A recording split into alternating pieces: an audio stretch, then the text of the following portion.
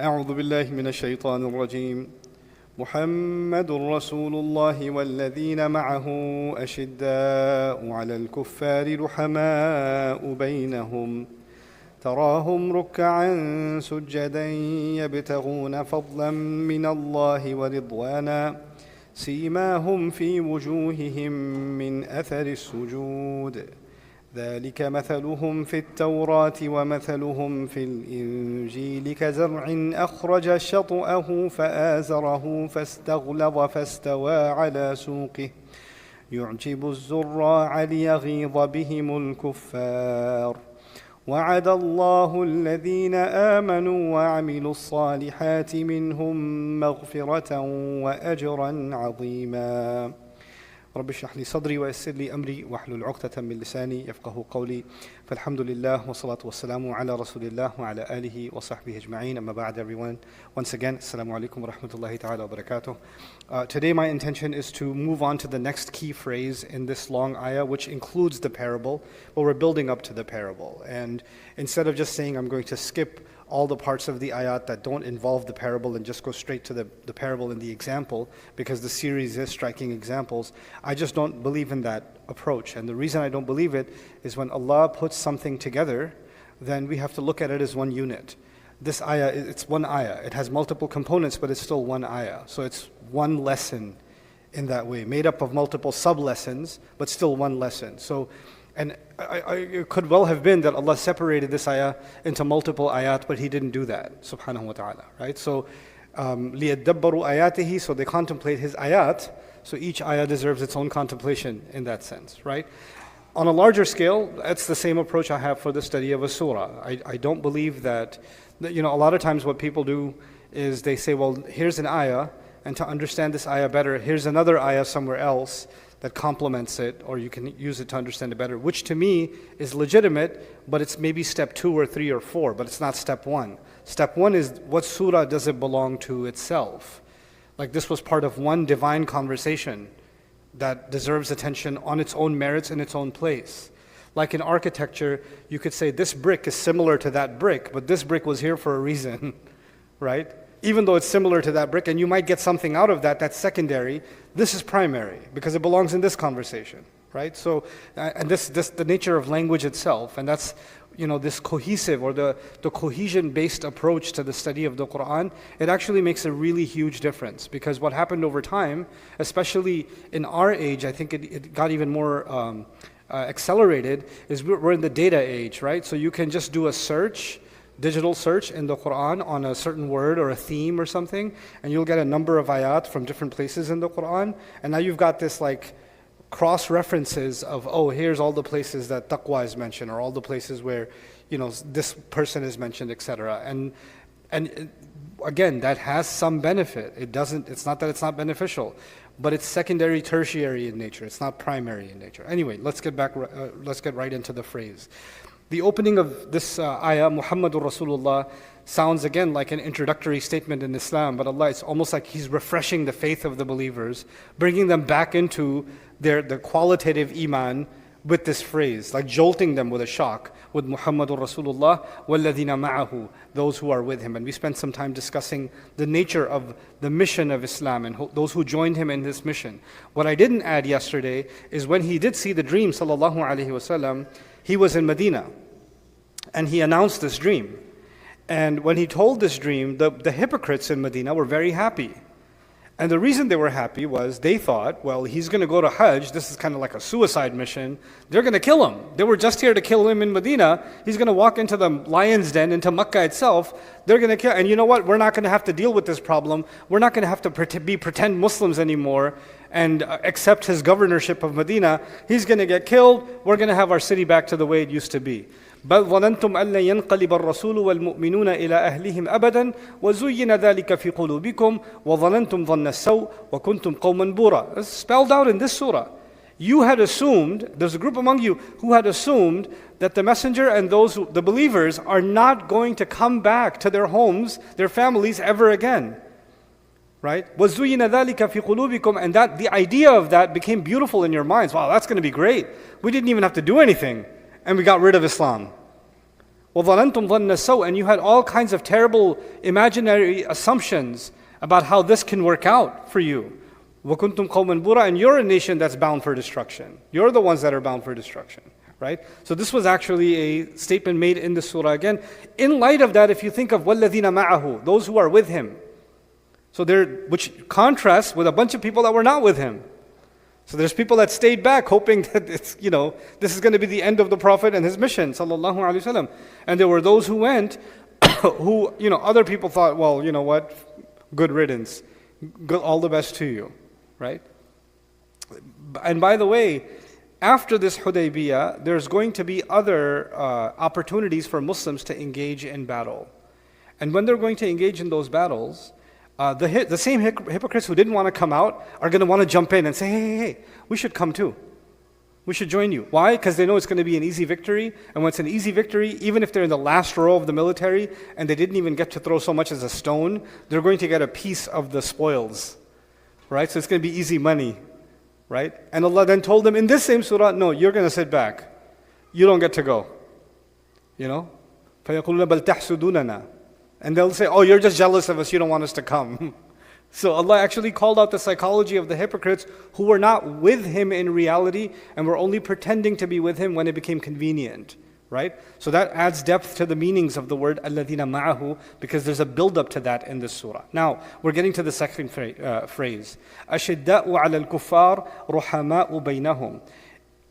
An easy translation would be they are intense, severe, tough against the disbelievers, and while at the same time loving and caring among themselves. So relentless and unflinching against disbelievers and loving and caring among themselves. These are the phrases we're talking about. We have to look at them in light of the first phrase, Muhammadur Rasulullah walladhina ma'ahu sallallahu alayhi wa sallam wa radiyallahu anhum ajma'in. This is a mission. This is a mission that has had multiple casualties. They've seen the battlefield multiple times. They've been tortured together multiple times. The early Sahaba have starved together. They've been boycotted together. They've been through some harsh times together. If you know anything about the culture of the military, the soldiers that have seen battle, they've been on the battlefield, and they were together in the same battalion, for example, and they fought, they have a level of brotherhood with each other for life.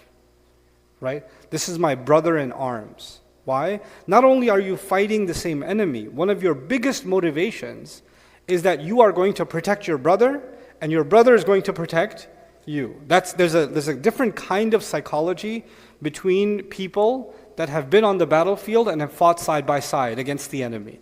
Doesn't matter if they're Muslim or non-Muslim, this is a psychology that exists, right? In a sense, for life, they become ashidda ala al-a'da. They become intense against the enemy, ruhama baynahum. Even 30 years later, one of those guys says, hey, I need some help. The guy will drop everything and go help his brother. Because in their mind, they never left the battlefield. And in their mind, they know they would have never walked off the battlefield without their brother's help. You understand? So they carry that with them, right? So if you look at it in that context, the companions of the Prophet ﷺ that are struggling along with him, they are on this mission, like any military is on a mission, but these people are on the mission of the Prophet ﷺ. As a result of that, if any military, even if they're fighting, they don't even know why they're fighting. A lot of American soldiers, when they were shipped to Afghanistan, they were interviewed and they were like, I don't even know why we're here. I don't even know why I'm shooting at this village. I have no idea. I just want to go back home. Even those soldiers had close contacts and close relations with the men they were fighting next to in the US military, even though they didn't have a clear objective. They didn't understand the objective themselves. That's not the case of the Sahaba, is it? The companions of the Prophet ﷺ are very clear about why they're struggling. So imagine, naturally when you're in a conflict, you would develop a close bond, but imagine how much more intense that conflict will be when you are clear about your mission and you're clear about why your enemy is your enemy. Why your enemy is your enemy. The intensity is essentially just intensifies. So that's one of the things we have to understand about this phrase, why both of these things, on the one hand, they're tough against disbelievers, and they're merciful and loving and caring among themselves, is a natural byproduct of being on the mission, of being in a mission that you share with someone, a struggle that you share with someone. Now, this is the mission Islam. But after that came civilization Islam. And in civilization Islam, you and I aren't struggling together in something. I see you at the masjid, Assalamu alaikum, we go home, you go in your car, I go in my car, bye. Right? We're not on a battlefield together. We haven't been through tough things together. Right? What that means is, even though we can generically get up on a khutbah and say, Ashidda'u ala al-kuffar ruhama'u baynahum, we haven't actually lived what it's like to be in that experience to build that level of connection, that level of depth between each other. You understand? Right? So this is something that we have to emulate, and the only way we can get there is that we have to develop some definition of what does it mean to be with the Prophet ﷺ. I need to be part of that mission in some way. If I'm not part of that mission in some way, what comes as a result, أَشِدَّاءُ عَلَى الْكُفَّارِ رُحَمَاء بَيْنَهُم, as a khabar of that sentence, I'm not going to get to the khabar if the mubtada ain't there. If I'm just a believer, I happen to be Muslim, I was born in a Muslim family, I have no connection really to a cause, to an objective. And the beauty of it is, and this is, some people might find what I'm going to say controversial. It's okay, I'm used to that. And I'm leaving today. I'm not, but what happened in the last century is that because Muslims were emerging out of colonization in many parts of the world, Algeria, Tunisia, Bangladesh, India, Pakistan, the subcontinent was coming out of British colonization, right? We were coming out of French colonization, Dutch colonization with the Indonesians, etc., right? So we were, and the Malaysians from the British, like we were all emerging out of the recession of the colonizing Europe, right? And the Africas, for example, who are still kind of economically colonized by the French, and now they're fighting back. But anyway, so all of that was happening, and while that was happening, the literature of Islam, like the scholars of Islam and some of the people that were pushing Muslims to fight against these colonizing forces, developed literature. Looking back, you can call it political movement Islam or movement Islam or Haraki Islam or whatever you want to call it. And the objective of that literature was the Prophet ﷺ had a mission, and his mission was to establish the sovereignty of Allah, and we have to establish the sovereignty of Allah by fighting against these colonizers. And here's the objective, and in order to complete this objective, the Prophet ﷺ was in a jama'ah, so you have to join a jama'ah group. Here's our group that's doing it. Join us, and you are now in the mission of the Prophet ﷺ, right? So there was this Jama'ah Islam that kind of took over, and many Jama'at emerged. Over time, what happened then is each Jama'ah said, we have the right methodology on how to bring about the victory of Islam, and these other guys that call themselves a Jama'ah, they don't have the right manhaj, right? So now instead of them having an objective towards Islam's glorious victory, part of their obsession became correcting the other jama'at, saying, you're in the wrong group. You need to dismantle your membership and join this one because this is the right place to join. And then there was this large population of, you can call them neutral Muslims, and they're like, what, you're not in a jama'ah? Do you even care about Islam? Are you even Muslim if you're not even in a jama'ah? What are you doing? And then, so even though it started with a good intention, it started forming cult psychology over time. I know that sounds offensive to some people, but it needs to be said. So it did develop a cult kind of psychology, right? And if you were in one of those jama'at, and I've been through multiple of them, as a member, not as a tourist, as a cult certified stamped member, right? You started looking at the people in your jama'ah, inside your group, as the real brothers.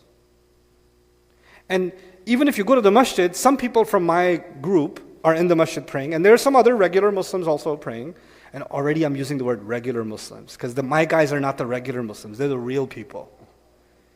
And those regular Muslims, one day they'll get upgraded. Like they're on the free subscription right now, they'll get on the paid plan later on, right? And then there's premium subscriptions, etc., etc. And what's even crazier is now you're in this group and you're thinking, every time you're reading about the Prophet ﷺ and his followers, what are you projecting? Oh, we're doing exactly what they were doing. We are the new version of Rasul ﷺ and his followers. We're that now. As a result, if a member of a jama'ah decided that, I don't know, I'm having some questions about this whole thing. I'm starting to have some doubts. Well, yeah, the munafiqun had doubts. So you know what you are? You're a munafiq. You don't believe in the cause.